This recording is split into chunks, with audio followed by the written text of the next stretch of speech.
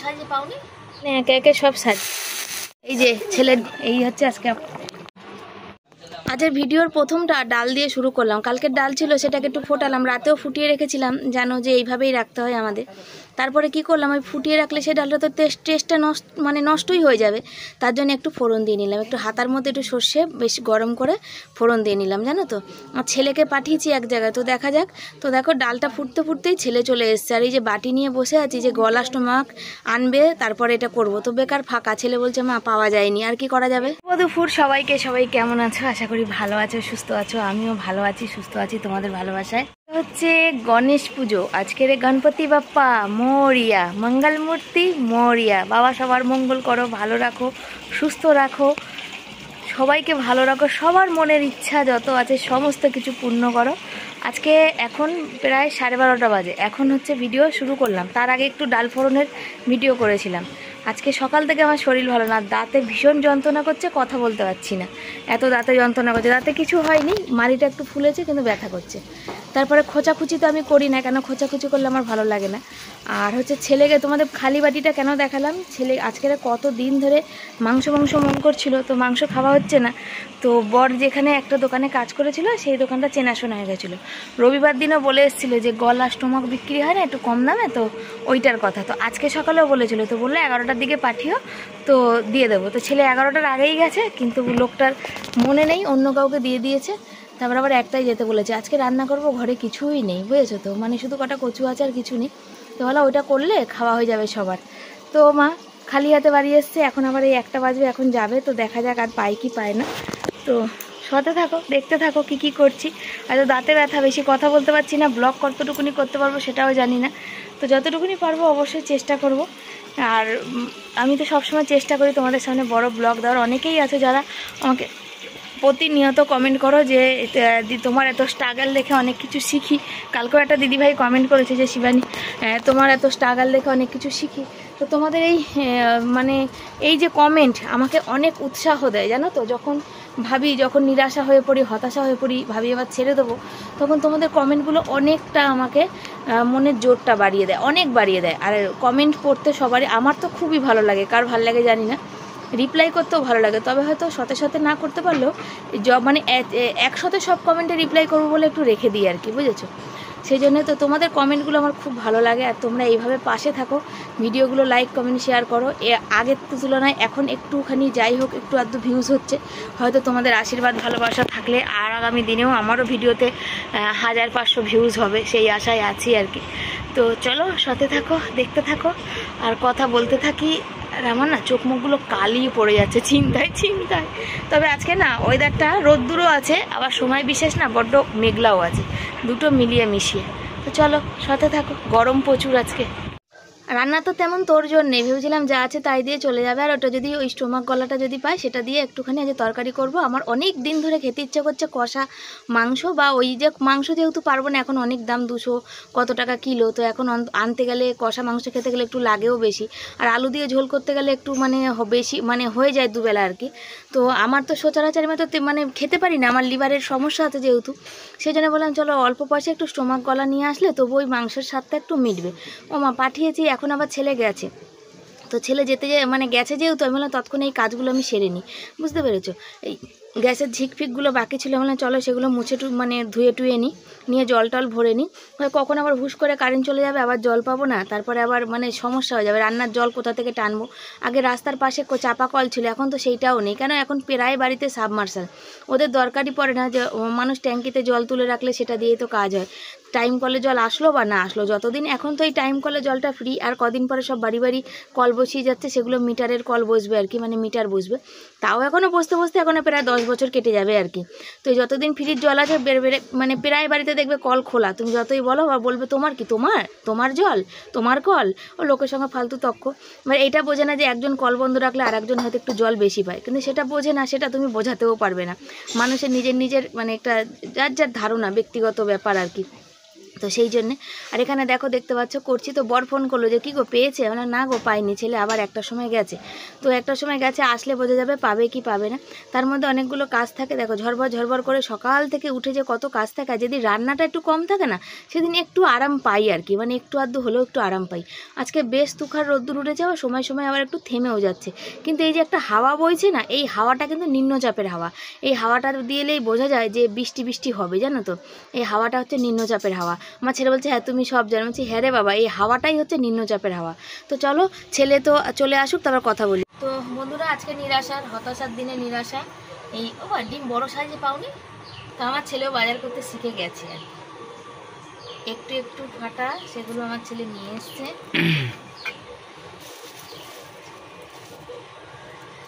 মানে একটু চিড় খাওয়াই, দেখো আমার ছেলে দেখো বাজার করতে শিখেছে, তোমরা দেখো এই দেখো হালকা একটু চিড় খাওয়া, বোঝাই যাবে না যে এই ডিমটা ফাটা ডিম। আমার শোনো বাবা বাজার করতে শিখে গেছে গো, বাজার করতে শিখে গেছে। ওকে পাঠিয়েছিলাম স্টোমাক গলার ওখানে, তো পাইনি, আবার এখন বলছে যে রাতে দিই।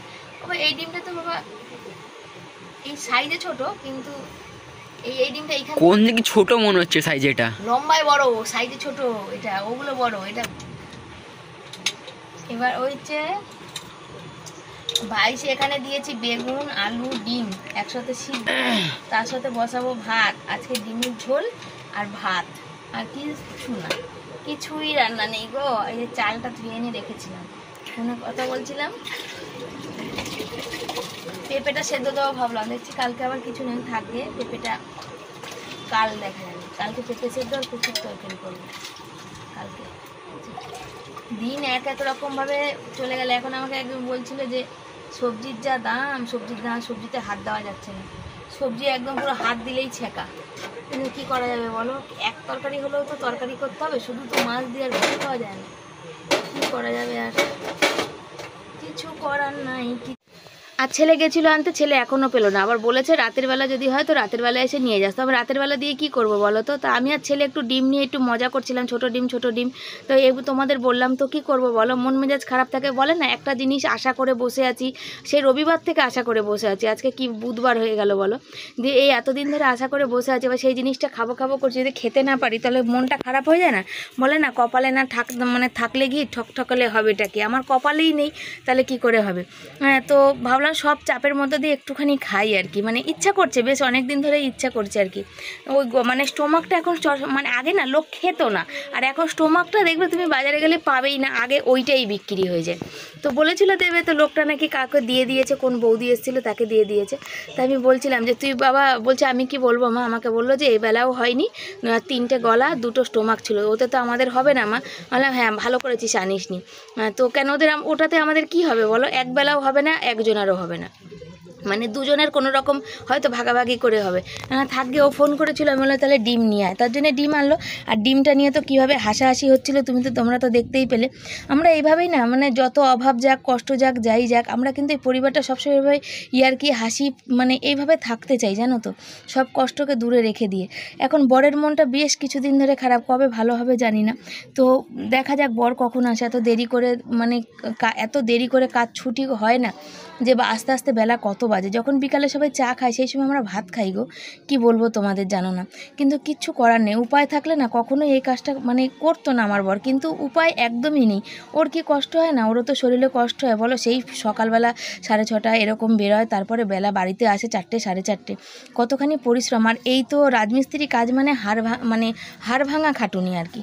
কি আর করা যাবে, যা আছে তাতে সন্তুষ্ট থাকতে হবে। তো আছে কি রান্না করবো, এখন সব কাটছি, পেঁয়াজ টিয়াজ, 2 টুকরো বেগুন ছিল, সেই বেগুনের ভাবছি আলু দিয়ে একটু ভর্তা করবো, আলু সেদ্ধ দেবো, কালকে একটু ডাল আছে, একটু উচ্ছে ভাজা আছে, আর ডিমের ঝোল করে রাখবো, রাতে রুটিও হবে এবেলাও হবে, বুঝেছো।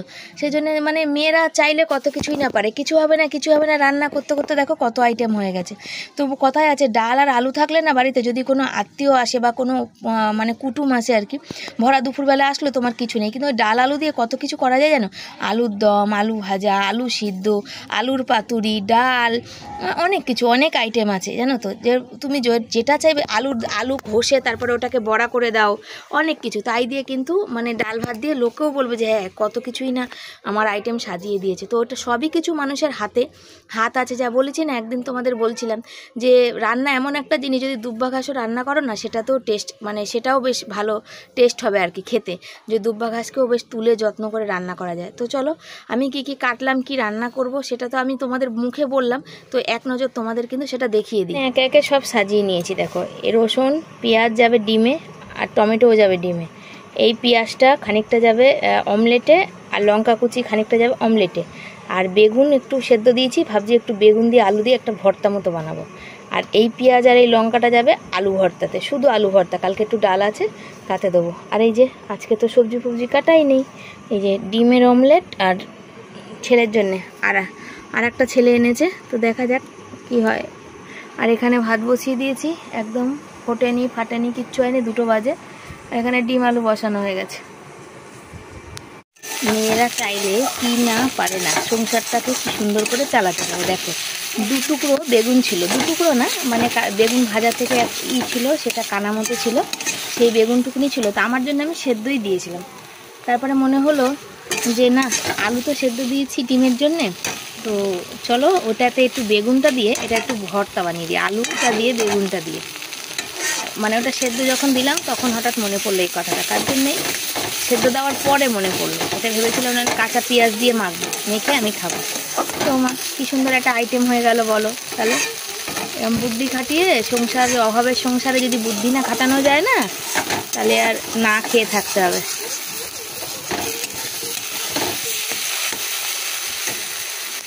বসিয়েছি ডিমের অমলেট, বেগুন ভর্তা হয়ে গেছে, কালকে উচ্ছে আলু ভাজাটা, ওটা বেগুন ভর্তা। আর ওই ছেলের জন্য একটুখানি ছোট একটা ডিম ভেজে দিলাম আগে, জানো ও ভালো খায় আর কি। ওটা এই ডিমের গন্ধ পেয়েই চলে এসছে। মা কি করছো গো, ডিম ভাজছো?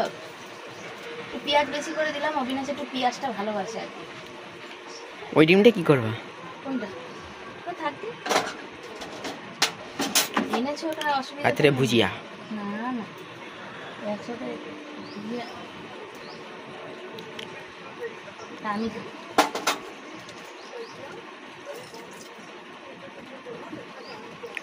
প্রচুর গরম আজকে, রোদ্দুর আর গরম, খিদে পেয়ে গেছে, পেটে জ্বালা করছে, খিদে আছে, দাঁতে ব্যথার জন্য মুড়ি টুড়ি কিচ্ছু খাইনি আজকে, ওদের না খেয়েই আছে। ওই মুড়িটা খেয়ে হতো, তরকারি মাখা ছিল, নরম ছিল না, দাঁতে ব্যথা করছিল তখন, অসহ্য ভাল লাগছিল না তখন, দেখলি না এত মাড়িটা ফুলে গেছিলো তখন, বলার কথা না। আর ডিমের ঝোলটা করলে হয়ে যাবে, রান্না কিছু ছিল না, কি তাড়াতাড়ি হয়ে যেত, ওই মাংসের ওই স্টোমাকের ইসে চক করে দেরি হয়ে গেল উল্টে, আর কি বলে সব রান্না বান্নাও দেরি হয়ে গেল, যদিও এখনো বর আসেনি, উঠছে না। এই যে ছেলের ডিমের অমলেট হয়ে গেছে, ভেজে দিয়েছি, তুলবো।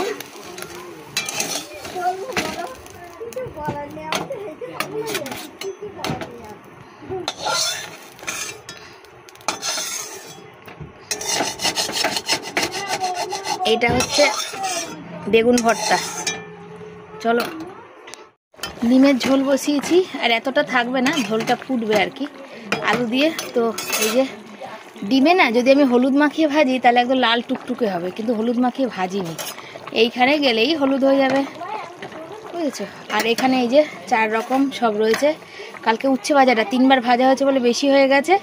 এই যে পেঁয়াজ লঙ্কা ভেজে রেখেছি, ছেলের ডিমের অমলেট, এখানে একটু ভর্তা, আর তার সাথে রয়েছে ডাল কালকের অল্প একটু। এই হচ্ছে আজকে আমাদের কিন্তু রান্না বান্না।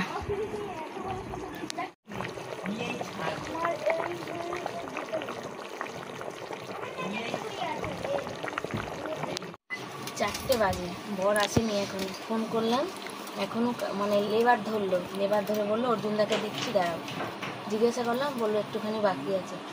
এক সময় না মনে হয় সংসার ধর্ম ছেড়ে কোথাও চলে যায়, জানো, এমন রাগ হয়ে যায় কি বলবো, মানে এমন কপাল, 4টে বাজে এখনো বাড়ি পৌঁছায়নি, এখনও কাজের ওখান থেকে আসতে প্রায় 15-20-25 মিনিট লাগবে, ম্যাক্সিমাম 4:30 বাজবে বাড়ি আসতে। তারপরে সে চান করবে, এসে খাবারটা কখন খাবে, আমরা কখন খাবো বলে।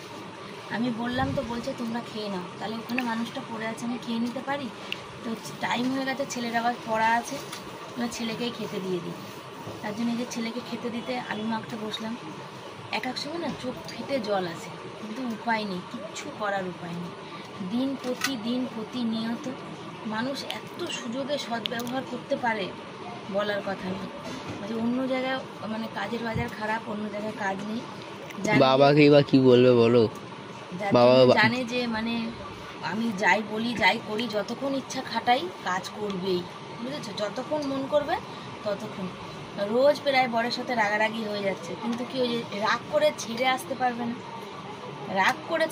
পারবে না, কাজটা। রাগ করে ছেড়ে আসলে এখন কোনো কন্ট্রাক্টরের কাছে কাজ নেই। সামনে যেহেতু পুজো, বিশ্বকর্মা পুজো সব আছে, সব পুরানো কাজই এখন গুটিয়ে যাচ্ছে। নতুন কাজ তো হবেই না, নতুন মিস্ত্রিকে কি করে নেবে বলো? কি বলবো বলো তোমরা? এত বুক ফেটে কষ্ট আসে না যে বলার কথা না। না বরের কিছু করার আছে, না আমার কিছু। খিদেতে পেটটা জ্বলে যায়, কিন্তু খাওয়ার উপায় নেই। রান্না হচ্ছে দেখো, এখানে সাদা ভাত, আর ছেলের জন্য ডিমের অমলেট, আর একটু বেগুন ছিল তো সেই বেগুনের ভর্তা, আর ওখানে ডিমের কারি হয়েছে, আলু দিয়ে ঝোল হয়েছে, কারি না আলু দিয়ে ঝোল, আর এখানে হচ্ছে আলু চোখা। আর কালকে একটু ডাল আছে বললাম, সেই ডালটা দিয়ে আজকে খাওয়া দাওয়া হবে। এই হচ্ছে আজকে আমাদের রান্নার বান্না। সন্ধ্যা সবাইকে, সবাই কেমন আছো? আশা করি ভালো আছে। এখন 8টা বাজে, আর আমি উঠেছি অনেকক্ষণই, সেই উঠেছি তখন 6:15 বাজে। আজকে আসলে শুইনি আমি, না খেলে না আমার ঘুম আসে না, বুঝেছো তো। আর শুয়েছিলাম, একটু গা গড়া দিয়েছিলাম, ছেলের পড়া ছিল, 6:15 ডাকলাম, ওর 6:45 এরকম পড়া ছিল। ছেলে উঠলো, ব্যাগ গোছালো, সন্ধে দিল, ও সন্ধেটা দেয়, আবার ওর বাবাও দেয়, আমি সন্ধেটা দিই না। তারপরে বর চা করলো, চাটা খেলাম। ওই এখন গেছে বর ফুল আনতে, কালকে বৃহস্পতিবার সেহেতু ফুল আনতে গেছে। ছেলে আবার ফোন করলো যেতে যেতে যে মা আমি তো পয়সা নিয়ে আসিনি, তো আমার পেন, আমাদের বই খাতার দোকানে দাদাটা চেনা, তো পেন লাগবে, আমার পেন নিয়ে যাব, তুমি পয়সা দিয়ে দেবে পরে। আমরা ঠিক আছে তুই পেন নিয়ে আয়। তো আমি ফুল আনবো কী করে, আমি পয়সা নেই, তোর ফুল আনতে হবে না, তো বাবা নিয়ে আসবে। আর দুপুরবেলাতে কি বলো তো, মানে মাথাটা গরম হয়ে গেছে, 5টা বেজে গেছে খেতে, আমি তো খাইনি। আর বর খেয়েছে, বর অনেক করে আমাকে ডেকেছে, মানে আমি এখন খাবো না। আমার রাগ হলে না আমার খিদে মানে থাকে না, তখন আমার রাগ হয়েছে যে মানে কত খাবারের কষ্ট করবো বলো। যে খাবারের জন্য এত সারাদিন পরিশ্রম করা, সেই খাবারটা যদি ঠিক টাইম মতো খেতে না পাই, তাহলে কেমন লাগে বলো। সারাদিন অক্লান্ত, সেই ভোরবেলা উঠি তখন থেকে এই মানে বিকাল 5টা 5:30 অবধি অক্লান্ত পরিশ্রম করি, বসি না, 1 মিনিটও বসি না। হয়তো বসে বসে কাজ, আমার ভিডিও এডিট করা, ভিডিও পোস্ট করা, এগুলো আমার বসে কাজ, কিন্তু অক্লান্তভাবে করি। করার পরে এই দুটো পেটে খাবো বলেই সারাদিন পর সকালের টিফিনটা আমার কাজের তাড়না ভালো করে হয় না, শরীরটা আস্তে আস্তে আমার খারাপের দিকে যাচ্ছে। তো সেই জন্য আমার রাগ হলো, মানে কি করব, কার উপর দুঃখ করবো। আর আমার কষ্ট বা দুঃখ বলার মতো মানুষ শুধু আমার বর, আমি অন্য কাউকে বলার মতো নেই। মারা অনেকেই, মা না থাকলে তারা খুব কষ্ট পায় যে আমার কাছের মানুষ, আমার মনের দুঃখ বলার মানুষ, আমাকে ভালোবাসার মানুষ নেই এই বলে। কিন্তু বিশ্বাস করো, ছোট থেকে আজ অবধি কোনোদিন মনে পড়ে না যে আমরা সমস্ত ভাই বোন, যে আমার মা বা বাবার কাছে সেই কষ্ট বা দুঃখ বা কোনো সামান্য কথা আমরা বলতে পেরেছি বা শেয়ার করতে পেরেছি। যেমন মেয়েরা বিয়ের পর শ্বশুরবাড়ি গেলে কত রকমের সমস্যার সম্মুখীন হয়, এসে কার কাছে গল্প করে, বাবার কাছে খুব কম করে, হয়তো মায়ের কাছে বেশি করে। আবার কোনো কোনো মেয়ে বাবাকে খুব ভালোবাসে, তখন বাবার সাথে করে। আমরা কোনো দিন এতটুকুনি করতে পারিনি, দিদি বোন আমি যেই বলো। আমার সংসার করতে গেলে প্রচুর রকমের মানুষ, হ্যাঁ আমার হয়তো কেউ নেই, কিন্তু যখন আমি শ্বশুরবাড়ি প্রথম গেছি, কয়েক মাস ছেলে পেটে থেকেছি, আমাকে অনেক কিছু ভোগ করতে হয়েছে, আমাকেও প্রচুর কিছু সহ্য করতে হয়েছে। আমি কোনোদিন বলতেই পারিনি, কোনোদিন সে বলার। আমার বাবা ভীষণ রাগী মানুষ ছিল। দিদি ওদের দেখে শুনে দেওয়াতে দিদি একবার বলেছিল, কেন ওর শাশুড়ির শরীর খারাপ ছিল, যে তোর ভাগ্যে ছিল। আমি যদি বলতাম, যেহেতু আমি নিজে করেছি বিয়েটা, বলতো তো যে বারণ করেছি। তো আমাদের কষ্ট দুঃখ বলার মতো মানুষ নেই। মানুষ সত্যি কথা মানে কাউকে যে বলবো যে মনে কষ্ট হচ্ছে, এই যে এখন কাজকর্ম বরের নেই, সংসারটা পরিস্থিতি, মার কাছে যে দুটো দুঃখ শেয়ার করবো সেটাই হয় না। এখন তো উল্টে আরও মায়ের বয়স হয়েছে, তার শরীর খারাপ, সেখানে বলে তাকে টেনশন দিয়েও তো কোনো লাভ নেই। আমাদের টেনশন আমাদের কাছেই থাকুক, তাই না? এইটা হচ্ছে ব্যাপার। বরকে ফুল আনতে পাঠালাম, রাতে দেখি রুটি করার আছে, করবো, যা তরকারি আছে হয়ে যাবে। কত শখ করে আজকে বেগুন ভর্তা করেছিলাম, কিন্তু রাতে খাবো, দিনে খাইনি। শুধু ভাবি যে যে দুটো খাওয়ার জন্য এত কষ্ট, সেই খাবারটাই মানে টাইম মতো খাওয়ার মতন নেই। আমার লোকে মানে কাজ নেই, লোক যে মানে কি পরিশ্রম করাচ্ছে আর কি খাটাচ্ছে, যা মনে করছে তাই। কন্ট্রাক্টররা এইরকমই হয়, তাদের লাভটা তারা আগে বোঝে। কিছু বলতে গেলেই বড় বলছে, আজ বলেছি যে সেই সকালবেলা এসছি 7টায় কাজে লাগা, 7টায় কাজে লেগেছি, এখন 3:30 বেজে গেছে, কাজ করিয়ে যাচ্ছ। ও যে পোষালে করবি, না পোষালে ছেড়ে দিবি। তো এর তো কোনো কথার, এই কথার কোনো যুক্তি নেই, মানে নেই। বলতেও পারবো না করবো না, ছেড়ে দেবো। তো দেখা যাক কতদিন এই পরিস্থিতিটা ঠিক হয়। আচ্ছা, রুটি করতে বসে গেছি, একটু তাড়াতাড়ি বসেছি, দুপুরে খাইনি। যে বরের সাথে আজ প্রথম মানে রাগারাগি করে আমি আজকে মানে খাওয়া বন্ধ করে দিলাম আর কি। বর আমাকে অনেকবার ডাকলো, কিন্তু আমার আর অত বেলা হয়ে গেছিলো, সত্যি কথা বলতে রাগারাগির থেকে বড় কথা অত বেলা হয়ে গেছিলো, আমার আর ইচ্ছা করছিল না। এত বেলায় খেলে না আমার বড্ড পেট ফোলে গো, এত পেট ফোলে না, সেই মানে ঢেকুর উঠবে, গলা অবধি থাকবে, বমি আসবে, মানে কি যে কষ্ট হয় তোমাদের বলে বোঝাতে পারবো না। মানে 4:30 5টার সময় ভাত খাওয়া মানে তুমি বুঝতে পারো কতটা কষ্ট হয়, কিন্তু কি করব, কোনো উপায় তো নেই। তার জন্য রুটিটা তাড়াতাড়ি করতে বসলাম যে রাতের খাওয়াটা তাড়াতাড়ি করি। আর সন্ধ্যেবেলাও চা খেয়েছি শুধু, তার সাথে কিচ্ছু খাইনি। যদি ওই দুটো ঝুড়ি ভাজা মুড়ি খাই না, তাহলে দেখবো আমার গ্যাস অম্বল আরও হয়ে গেছে। ওই একটা বিস্কুটও খাইনি আজকে, জানো বিস্কুট আসল কথা কৌটোই নেই। বর ফুল আনতে গেছিলো, তারপর একটু বিস্কুট নিয়ে আসলো। তারপর বরমশাইকে বললাম তুমি একটু বিছনা ঝাড়ো, তো বরমশাই বিছনা ঝাড়ছে, আর ছেলে এখানে অনলাইন ক্লাস করছে। ছেলে বলে বাবা তুই দাঁড়িয়ে একটুখানি কর, আমি তৎক্ষণ একটুখানি তোর বাবা বিছনা ঝেড়ে দিক, আমি একটু শুই। কেন আমি খেলে না আর একটুও বসতে পারি না, আমার কোমর দিয়ে মানে মাজা দিয়ে পিঠের শীত দ্বারা দিয়ে এতটাই মানে যন্ত্রণা করে আর কি বলবো বলো। বিছানাটা ঝেড়ে দিল, আর ছেলে এখনও ক্লাস করছে।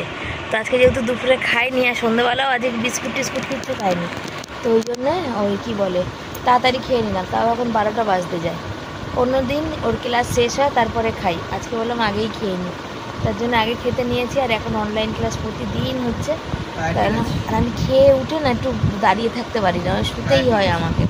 আজ বরের সাথে একটু মন কষাকষি হয়েছে, এক তো মানে আমি বুঝি বরেরটাও, আবার আমারও মেজাজ গরম হয়ে যায় আর কি। কাজকর্ম বাজার নষ্ট থাকলে যা হয় আর কি। তো ছেলে ওই যে ক্লাস করছে, পরীক্ষা আছে বলে আমি বললাম আমি শুই, ও এদিকে বসে পড়ছিল। ওর বাবা, ওকে বললাম তুই একটু উঠে দাঁড়া, ওর বাবা বিছানাটা ছেড়ে দিল, মানে আমার বর। আর ছেলেকে আবার বললাম তুই ওই দিকটা গিয়ে বস, আমি আমার জায়গায় শুয়ে পড়ি। এই যে বাসটা আছে না, দেখা যাচ্ছে, এই যে বাসটা, এই বাসটাতে হেলান দিয়ে বসতে ও ভালো মানে বসে আর কি। অনেকক্ষণ ধরে হয়তো ও একটু হেলান দিয়ে না বসলে পারে না, সেজন্য। তো চলো শুয়ে পড়েছি, এখন অনেক কাজ আছে, চোখে ওষুধ দেবো, মলম দেবো, তারপর প্রার্থনা মানে ঠাকুরের একটু ভজন টজন শুনবো, তারপর ছেলের ক্লাস শেষ হবে কখন তখন, এই হচ্ছে ব্যাপার। তো চলো সবাইকে tata, bye bye, good night, সব ভালো থেকো, সুস্থ থেকো। আবার পরের দিন আসবো, তোমরাও এসো আমার সাথে কথা বলতে, দেখা করতে। আর লাইক কমেন্ট শেয়ার করো, আর এইভাবে পাশে থেকো, আর এত এত ভালোবাসা দাও, যাতে আমার সামনের সফলতা খুব তাড়াতাড়ি আসে।